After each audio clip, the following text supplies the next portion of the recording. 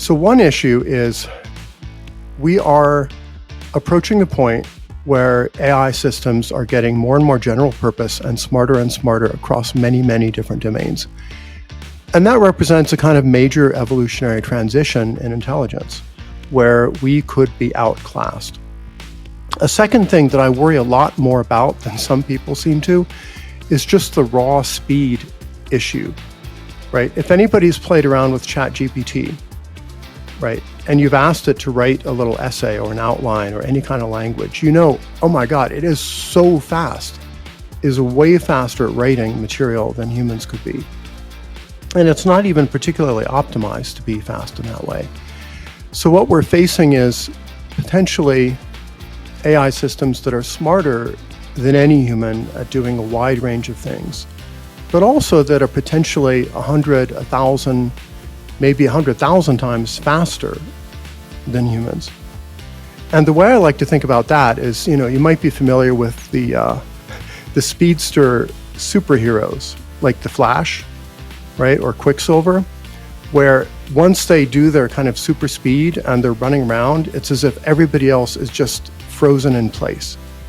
I think when we confront very fast, powerful general purpose AI systems, that's the kind of situation we're going to be in. We're going to be outclassed, not just in terms of intelligence, but also reaction speed, right? You could potentially have an AI trading bot, right, that's trading equities or crypto or whatever, just way, way faster than any human can follow.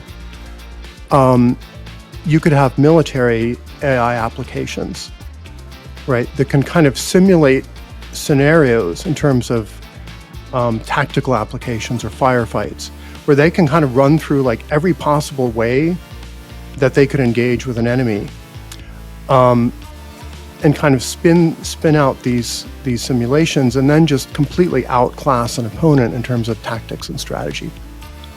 So I think these two things, right, AI is being smarter, potentially, and also extremely fast. It takes a while for the full implications of that to sink in, but I think they're kind of worrying. Well, let's think about a JCB digger, right? It's larger and stronger than a human, but it is a tool that is under our command. So why should we be concerned about an AI which is faster and smarter than us? It just makes us do things quicker and better than we would have known how to do it, surely. Yeah, if we're just outsourcing, you know, suggestions to the AI, like with Google Maps, we're saying, how do I get from A to B, right? And Google Maps is not actually taking control of our Tesla. It's not driving for us. We're not outsourcing our agency, right? That's relatively safe, right? The AI could still manipulate us in lots of ways. It could nudge our decisions in certain directions for its own ends or for the interests of somebody else, like the people who developed the AI. But once you give it agency, once you outsource decision-making powers, that's where I think the real danger starts to come in. So for example, you know, there's a big difference between like a military AI that has the ability to suggest certain courses of action, like steer this carrier strike force towards this ocean for this purpose, right? Versus an AI that actually has control and decision-making power over, like, okay, it's time to launch a bunch of F-35s to go bomb this country. The trouble is, because of the huge speed advantage of AI, there will be very, very strong incentives to give it agency, right? To make it able to make decisions in a sort of perception, decision, action loop that's like way faster than a human could do. There will be commercial incentives to do that if you're in any kind of competitive environment, like finance or military applications, or even you know, market research, so that you can do optimization of some, you know, anything you want to optimize better by sort of outsourcing some agency to the AI. As of yet, that was a little vague, but if that made sense, let me. It does. Let me know. But as of yet, you haven't talked about artificial general intelligence or some Terminator, Arnold Schwarzenegger apocalypse, or it becoming self-aware, recursive self-improvement, machine extrapolated volition. I haven't heard any of that. So presumably in between now and a concern that I think was very prevalent maybe a decade ago or so when Nick Bostrom's superintelligence book came out, which was that once you reach singularity, there's going to be all of these problems.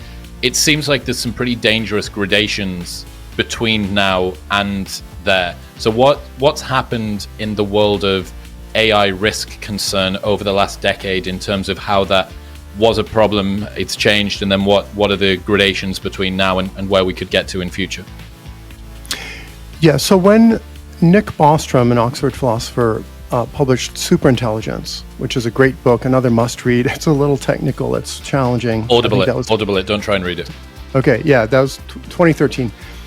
Bostrom emphasized very heavily the notion of like a self-improving takeoff, where like an AI could get pretty smart and then it starts optimizing its own software and potentially hardware, and then you get a kind of explosion of capabilities that could potentially happen very, very quickly. Like the AI could sort of go from like human level intelligence to super intelligence that's smarter than all humans who have ever lived in a matter of perhaps days or weeks or months.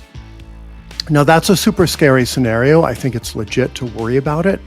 I take a slightly different view, and I think a lot of people are also taking a different view, that even fairly narrow AI that's like not even as smart as humans in many ways could still be extremely dangerous. For example, if you have a narrow AI that is very, very good at designing bioweapons, right, at doing kind of gain of function research through computer simulating, here's how a virus could spread through the world.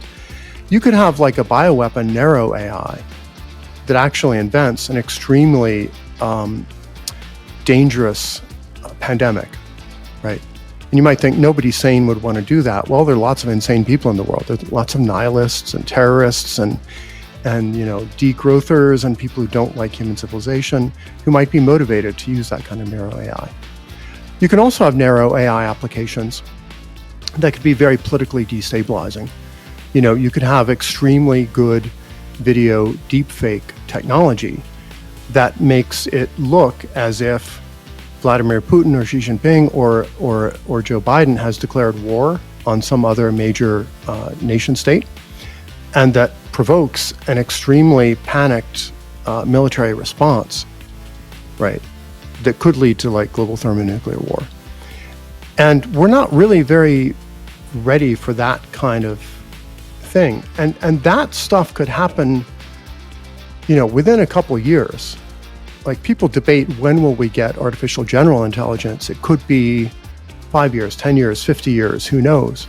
But these narrow AI applications are coming down the pike very, very quickly, and they could be pretty destabilizing.